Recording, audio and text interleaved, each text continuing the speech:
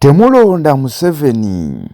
I insist, do not vote for yoweri kaguta Museveni. Munakibiina kya UPC Akunze Banayunda Obutalonda President Museveni. If you cannot vote for the 7, you take your ballot paper and write the name Akena. Yine ensonga ago n'amalala getukwetedde mu mawulire gaffe agatalinda ku Magala TV tulokalire.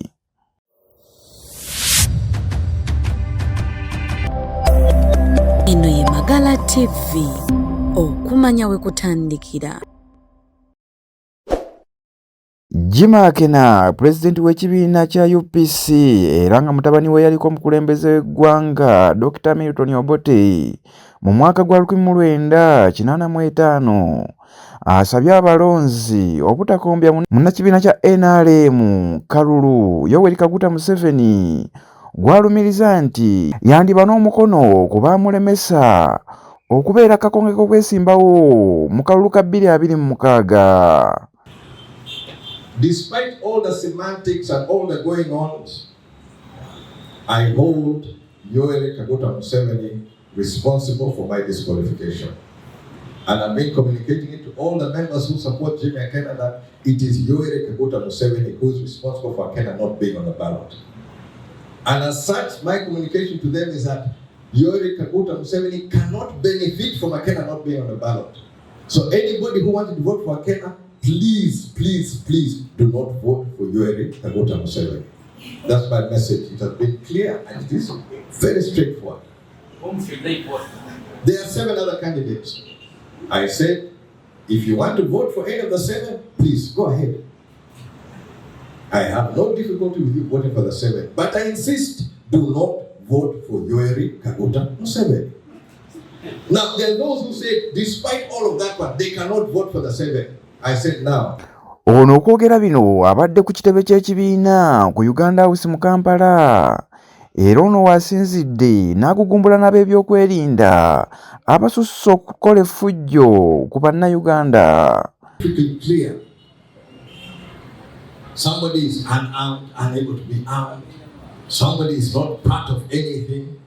And they're being clobbered by people in uniform, masked, hounding them down. No. Let's have an honest conversation on the future of Uganda. That's what an election is about. If you have the best ideas for Uganda, please present them. The people of Uganda are not stupid. They should be able to see which is a good idea, which is not. If they don't support some of your ideas, it's time for you to revise, to look at what is wrong. Let's have that honest conversation. That's what an election is about. We are all Ugandans. After election, we'll still be Ugandans, and we should be in Uganda.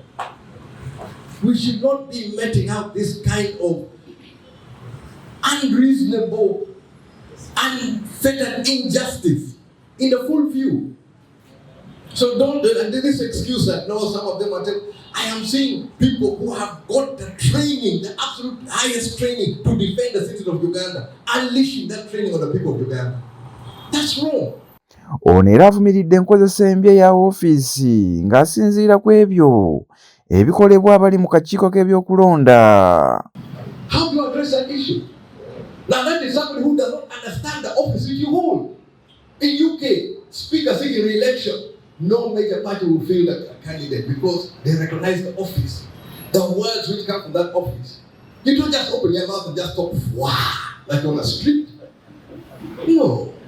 Akena ne gye buli eno tannakkiriza nti yaggyibwa mu lwokaano lw'okuvuganya ku bwa pulezidenti era bw'ati asabye abantu abamukkiririzaamu waakiri okuwandiika erinnya lye ku ballot paper okulonda nga kutuuse. They refuse to put me there, you write my name there. That is my message to my voters. Yoweri, no. All circumstances, Yoweri, no. The rest, feel free. If you can't, write Akena. Is there any ambiguity here? It is very straightforward, very clear. No, it is not, Mr. President. It's very clear. Steven Sekamate, Magala TV, agatalinda.